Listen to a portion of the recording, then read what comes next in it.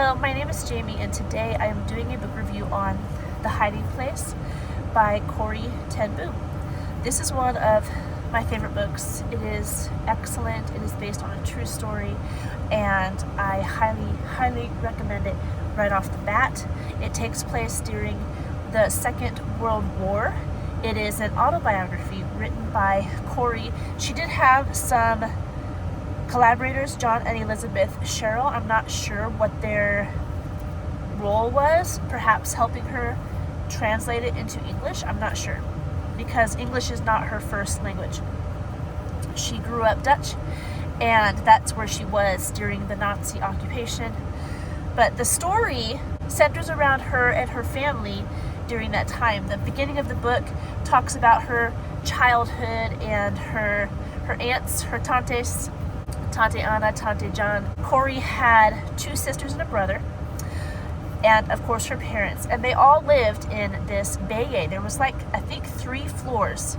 Corrie and her sister Betsy and their father, they worked in a watch shop on the bottom floor of the bayou. On the same floor there was the kitchen, and then you'd go upstairs and that's where all the bedrooms were. There's actually a map of their house on the back of the book. Corrie sets up the story by giving the background of her childhood, when she got saved, what she thought about different things, and how lessons her father taught her she remembered in later years during World War II. The biggest thing about this book is that Corrie and her family were arrested because they were harboring Jews. As we all know, during World War II, the Jews specifically were persecuted and rounded up and taken to prison camps. Many of them were just slaughtered. They were just killed like cattle. And Corrie and her family helped Jews. They worked in an underground where they moved Jews in and out of the city. They would hide them in houses to keep them safe so that they wouldn't be arrested and killed. And eventually, Corrie and her family, they are caught.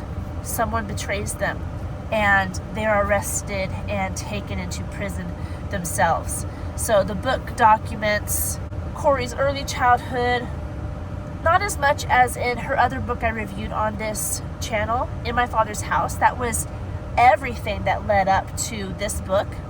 But this book does have, there's a little bit of overlap between this book and In My Father's House, because I read this one first. And when I was reading In My Father's House, I recognized some of the stories that were in this book. But that one goes into more detail concerning her childhood. This one has a little bit of her childhood, just here and there. But most of it is from the beginning of World War II until the end of World War II. So it talks about how they pretty much accidentally got into the underground, they call it, where they were being sneaky. They were acting as spies, really, trying to save people who are in the most danger from the Nazi control. So it is just a very interesting book. It was neat to see the inside of Corrie's life and to see her personal experience with the tragedy of World War II. When you read history books, and I just talked about a World War II history book that we went through, it talks about the battles and the people who were in charge at that time and where they fought and what countries were involved in different stuff. But this book goes underneath all of the war, the official war, what was happening, and it shows what the Nazis were doing behind the scenes to Jews. And it's just very eye-opening. And some history books, they'll mention that the Holocaust happened, but they don't go into a huge amount of detail.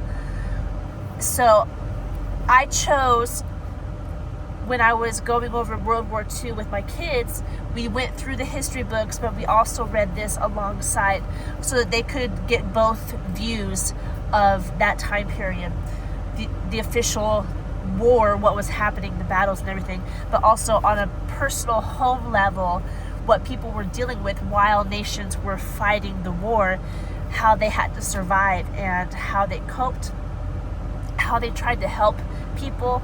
And it was just an excellent, excellent book. I highly recommend it. It is very centered on how Corrie's family helped people because of their faith in God. It was almost as if they had no choice. They loved God, therefore they were going to help these people. And Corrie and her sister Betsy used their circumstance to preach the gospel wherever they went, in the hardest of places, with absolutely nothing, with sickness and poverty and death all around them. They still kept up joy and hope and ministered to the people around them when they themselves might be worse off than the people they were trying to minister to. It was an encouragement, this book. It was inspiring, and it reminds the reader that we have no excuse. We are not in a situation near at all what Corrie and her family went through. We have the ability to freely preach the gospel. We have no excuse. There is never an excuse. No matter how bad your life gets, you still have Christ, and you can still share him with everyone around you. That was a really big push of this book. I was glad to share this story with my kids, and I was glad that they could be inspired by it and learn from heroes of the faith that God used in mighty ways. Reading this book, you see that Corrie, she wasn't this amazing person. There's a lot of times where she didn't want to do what she was supposed to do, and the people around her had more faith than she did. But God used her anyway, and he matured her, and he ministered to people through her faithfulness.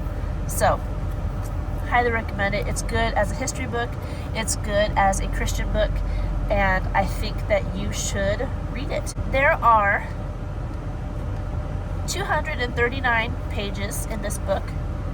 It was published in 1971, and it's really good. I don't know what else to say about it.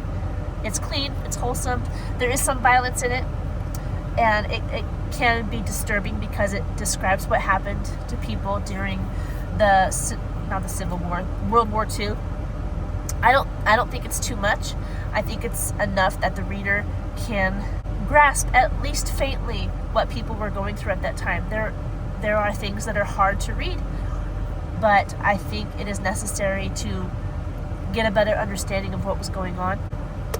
Really good. I recommend it. That's all I have for you today. I hope you're doing well. If you have any questions about this book, leave them down in the comment section below. Also, if you want to see more content like this, don't forget to like this video, subscribe to this channel, and I'll talk to you soon. Goodbye.